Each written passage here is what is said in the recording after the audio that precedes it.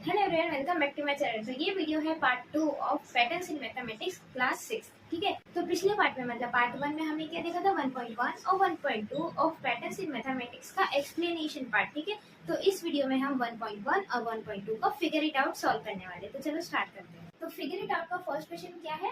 Can you think of other examples where mathematics helps us in our everyday life? तो इसका मतलब है कि क्या हमारे पास और एग्जांपल्स है जहाँ मैथमेटिक्स हमारे रोज की लाइफ में यूज हो रहा है। तो हम इसका आंसर कैसे लिखेंगे? Yes, we can think of many examples where mathematics helps us in our everyday lives. यहाँ हम लिख सकते हैं फॉर एग्जाम्पल। ठीक है, हम एग्जाम्पल्स दे रहे हैं कुछ। For example time management. तो एक स्टूडेंट की लाइफ में टाइम मैनेजमेंट बहुत इंपॉर्टेंट होता है और इसी टाइम मैनेजमेंट में हम मैथ्स को बहुत अच्छे से यूज करते हैं। और सेकंड एग्जाम्पल हम क्या दे सकते हैं? स्पोर्ट्स एंड गेम्स दे सकते हैं। जब भी हम स्पोर्ट्स खेलते हैं या गेम्स खेलते हैं तो हम क्या करते हैं? स्कोर्स काउंट करते हैं, है ना, कौन हारा कौन जीता, किसके स्कोर ज्यादा है। तो इसमें भी हम मैथ्स का अच्छे से यूज करते हैं। और एग्जाम्पल्स क्या हम दे सकते हैं? पॉकेट मनी एंड बजटिंग, है ना, हम पॉकेट मनी एंड बजटिंग में भी मैथ्स अच्छे से यूज करते हैं। पॉकेट मनी एंड बजटिंग हो गया।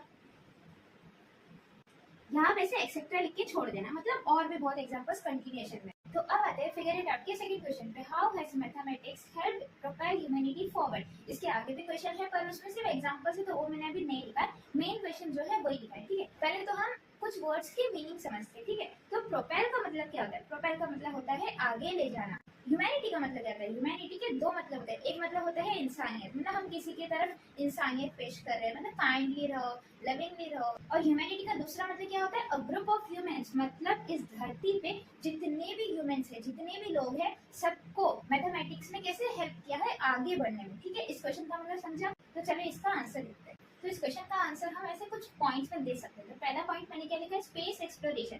हम सबको पता है कि स्पेस एक्सप्लोरेशन ऐसी चीज है जहाँ हम इंसानों ने बहुत सक्सेस पाई है, बहुत अचीवमेंट्स किए हैं और भी बहुत अचीवमेंट्स बाकी है। और इस चीज में हमारी बहुत अच्छे से मैथ्स ने हेल्प किया है। ठीक है, अब नेक्स्ट पॉइंट क्या है? Medicine and health, health and dosage, machines and health data. अब ये डोसेज का मतलब क्या होता है? देखो, जब आपको डॉक्टर दवाई देते हैं, सिरप देते हैं, ठीक है, तो वो क्या बोलते हैं? आपको एक दिन में 3 बार ये सिरप लेनी है, 5-5 ml लेनी है। ठीक है, तो वो क्या करते हैं? कैलकुलेट करते हैं कि एक इंसान को अगर कफ है तो एक दिन में उसे अप्रॉक्स 15 ml सिरप लेना है। ठीक है, तो याद देखो, अगर 15 ml को डिवाइड बाय 3 किया तो 3 1 3 3 5 15, मतलब एक टाइम वो 5 ml सिरप लेगा तो 5 ml 5 ml 5 ml पूरे दिन में 15 ml हो जाएगा। वैसे ही डोसेज में मैथ्स ने हेल्प किया है। और क्या? मशीन्स जैसे X ray machine, CT scan machine, वो सब में भी मैथ्स ने बहुत अच्छे से हेल्प किया है। और क्या? हेल्थ डाटा, एक हेल्थ डाटा मेंटेन करने के लिए भी मैथ्स यूजफुल होता है। और क्या है? Banking and economy used in money management, taxes and budgeting. हम सबको पता है कि जहाँ भी पैसे से रिलेटेड बात हो वहाँ तो मैथ्स यूज होना ही होना है। टैक्सेस हो गया, बजटिंग हो गया, ये सब चीज़ों में मैथ्स यूज होता है।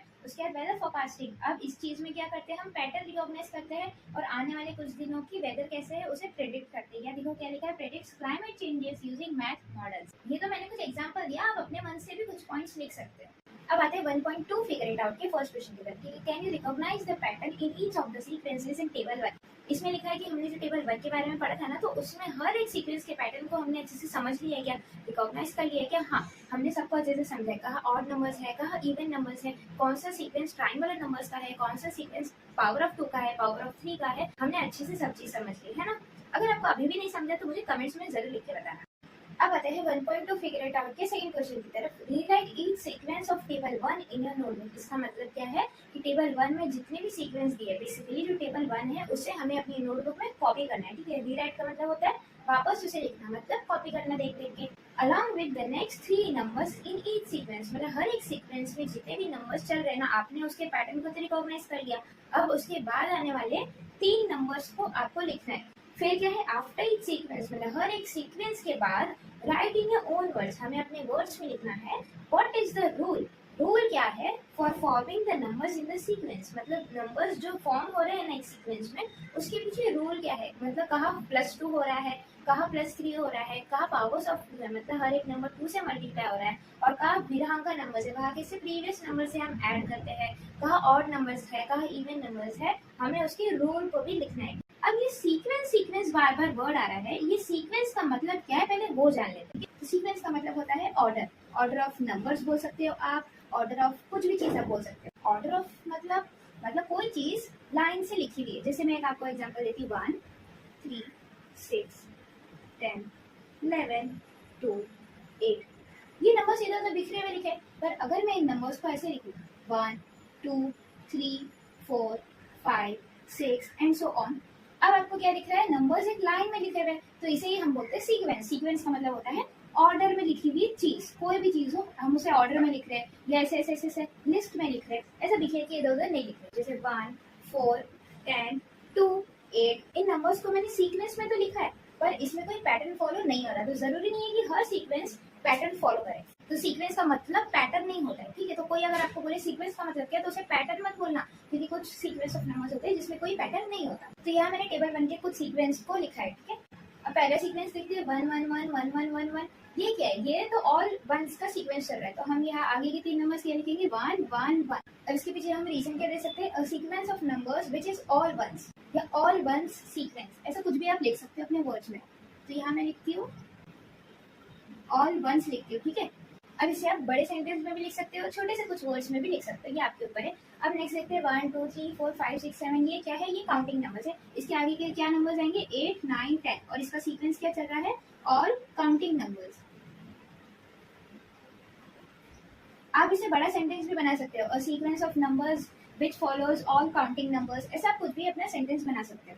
अब ये देखते हैं 1 3 5 7 9 11 13, इसमें आपको क्या पैटर्न दिख रहा है, ये तो ऑड नंबर्स है, तो ये इसके बाद क्या मैं लिखूंगी 15 17 19, ये क्या है, ऑल ऑड नंबर्स।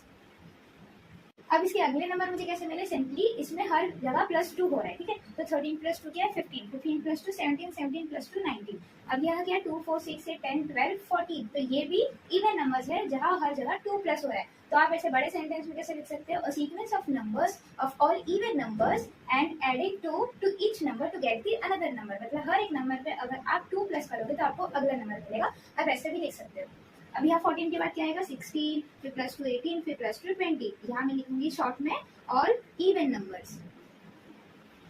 अब यहाँ क्या है 1 3 6 10 15 21 28, ये क्या है, ये तो ना ऑड नंबर है ना इवन नंबर है ना स्क्वायर नंबर है, पर ये क्या है, चलो मैं देखती हूँ कि इनके बीच में डिफरेंस क्या है, ठीक है। 1 और 3 के बीच में डिफरेंस क्या है 2 का, 3 और 6 के बीच में डिफरेंस क्या है 3 का, 6 और 10 के बीच में डिफरेंस मतलब 10 - 6 अगर हम करें तो क्या है 4, फिर 10 और 15 के बीच में डिफरेंस कितना है 5 नंबर्स का, और 15 और 21 के बीच में डिफरेंस कितना है 6 नंबर्स का, और इन दोनों के बीच में डिफरेंस 7 नंबर्स का है। तो आपको एक चीज मैंने बताई थी कि कोई भी नंबर्स के बीच में अगर आपको ऐसी एडिशन दिखे, जैसे +2 फिर +3 फिर +4 +5 +6 +7 +8 +9, तो ये क्या होता है, ये ट्रायंगुलर नंबर्स होते हैं। अब इसके आगे क्या करूंगी मैं +8 करूंगी, तो 28 + 8 क्या होता है 36 होता है, फिर 36 + 9 करूंगी मैं, 36 + 9 क्या होता है 45 होता है, फिर 45 + 10 करूंगी मैं, तो 45 + 10 क्या होता है 55 होता है। तो ये क्या है, ऑल ट्रायंगुलर नंबर्स।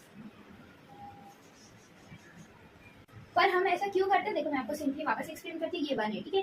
अगर मैंने इसमें +2 किया तो ये एक ट्रायंगल बन गया 3 का, ठीक है। अब अगर मैं इसमें 1 2 3 प्लस करती हूँ तो एक और ट्रायंगल मिला विच इज 6, ठीक है। तो अब मैं इसमें +4 करती हूँ तो ये एक और ट्रायंगल मिला 10 डॉट्स का, ठीक है। तो अब +4 मैंने किया, फिर अब मैं +5 करूंगी, फिर ये एक और ट्रायंगल बन गया 15 डॉट्स का।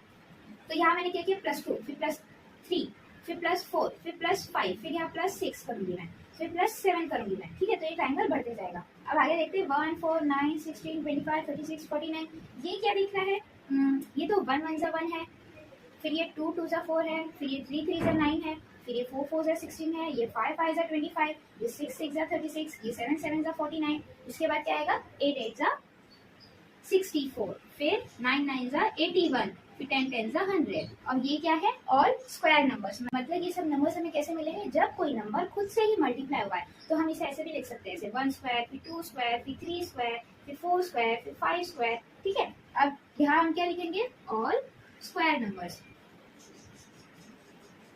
अब आगे बढ़ते हैं 1 8 27 64 125 216, क्या ये क्यूब नंबर्स हो सकते हैं, चलो इसे हम टेस्ट करते हैं। अगर मैं 1 × 1 × 1 करूँ तो क्या मुझे मिलेगा 1 1 * 1 1 1 * 1, हाँ।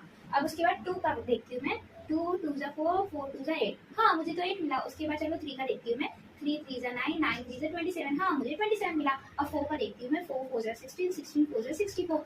तो ये क्या चल रहा है, ये क्यूब नंबर्स चल रहा है। तो कोई भी नंबर जब खुद से 3 बार मल्टीप्लाई हो रहा है तो मुझे ये नंबर मिल रहा है। तो ये मतलब 5 का है क्यूब, ये 6 का क्यूब है। अब मुझे 7 8 और 9 का क्यूब निकालना है। तो यहाँ मैं कैलकुलेट करके 7 8 और 9 का क्यूब लिखती हूँ, ठीक है। तो बच्चों यहाँ मैंने 7 8 और 9 का भी क्यूब लिख दिया, ठीक है। अब इसके पीछे रीजन क्या दूंगी मैं, ऑल क्यूब्स।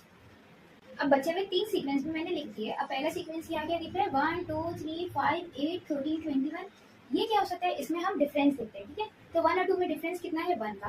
3 और 2 में डिफरेंस कितना है, 1 का। 5 और 3 में डिफरेंस कितना है, 2 का। फिर 8 और 5 में डिफरेंस कितना है, 3 का। फिर इन दोनों में डिफरेंस 5 का, इन दोनों में डिफरेंस 8 का। तो यहाँ क्या हो रहा है, 3 + 2 हो रहा है तो 5 मिला, ठीक है। तो 5 + 3 क्या, तो 8 मिला। 8 + 5 13, 13 + 8 21। फिर 21 + 13 क्या होगा, 34 होगा। फिर 34 + 21 करना है मुझे। 4 + 1 is 5 और 3 + 2 is 5, तो 55 होता है। उसके बाद 55 + 34 करना है, तो 4 + 5 is 9, 5 + 3 is 8, तो 89 मिला। अब 89 + 55 करना है, तो क्या हमें मिलेगा, 9 और 5 14 होता है, यहाँ 1 होगा, 8 1 9 और 9 और 5 144 होता है। तो हमें आगे के 1 2 3 4 हमने तो 4 नंबर्स निकाल लिए। जब कोई नंबर अपने प्रीवियस नंबर से ऐड होता है और हमें नेक्स्ट नंबर देता है तो हम उन नंबर्स ऑफ सीक्वेंस को क्या बोलते हैं, वीरहंका नंबर्स।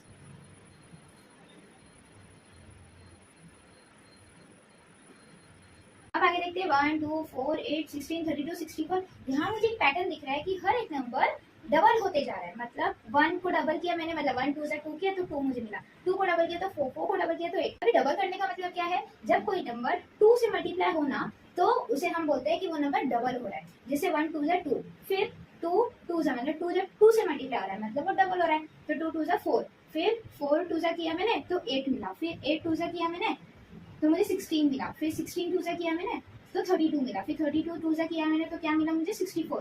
वैसे ही अब मुझे 64 को 2 से मल्टीप्लाई करना है, तो 64 को अगर मैं 2 से मल्टीप्लाई करूँ तो मुझे क्या मिलेगा, 128। तो यहाँ मैं लिखती हूँ 128। फिर 128 को मुझे 2 से मल्टीप्लाई करना है तो मुझे मिलेगा 256। फिर उसका अगर मैंने डबल किया तो मुझे मिलेगा 512। अब हमें 1 2 3 नंबर्स मिल गए। इसके पीछे आप रीजन क्या दोगे कि पावर्स ऑफ 2, मतलब ये जो नंबर्स ऑफ सीक्वेंस है ये पावर्स ऑफ 2 रूल को फॉलो कर रही है। अभी पावर्स ऑफ 2 क्या होता है, सिंपली कोई भी नंबर 2 से मल्टीप्लाई हो रही है या वो डबल हो रही है। अब यहाँ देखते हैं 1 3 9 27 81 243 729। ये क्या हो रहा है, 1 जब 3 से मल्टीप्लाई हुआ तो 3 मिला। 3 3 जा 9, 9 3 जा 27, 27 3 जा 81, 81 3 जा 243, 243 3 जा 729। मतलब ये सब नंबर्स 3 से मल्टीप्लाई हो रहे हैं। जैसे ये सब नंबर्स 2 से मल्टीप्लाई हुए तो हमने लिखा था पावर्स ऑफ 2, तो जब ये नंबर्स 3 से मल्टीप्लाई हो रहे हैं तो हम क्या लिखेंगे, पावर्स ऑफ 3 लिखेंगे। 729 3 से मल्टीप्लाई होगा तो हमें क्या मिलेगा, चलो हम कैलकुलेट करते हैं। 729 इंटू 3 9 जा 27, 3 2 जा 6 प्लस 2 8, 7 3 जा 21। तो हमें क्या मिला, 2187। चलो बच्चों आगे के नंबर्स भी आप मल्टीप्लाई करो। तो यहाँ मैंने तीनों नंबर्स मल्टीप्लाई करके लिखे, ठीक है। इसके पीछे हम रीजन क्या देंगे कि ये सब नंबर्स ऑफ सीक्वेंस है ना वो पावर्स ऑफ 3 है, ठीक है। तो अब तक हमने नंबर्स के बारे में बहुत पढ़ लिया, ठीक है। तो अब हम नेक्स्ट पार्ट में देखेंगे कि इन नंबर्स को हम शेप्स में कैसे कन्वर्ट कर सकते हैं। मतलब बेसिकली इन नंबर्स के जो सीक्वेंस चल रहे हैं ना वो हम शेप्स की सीक्वेंस बना देंगे। तो मिलते हैं नेक्स्ट पार्ट में। Till then practice practice and practice. Bye.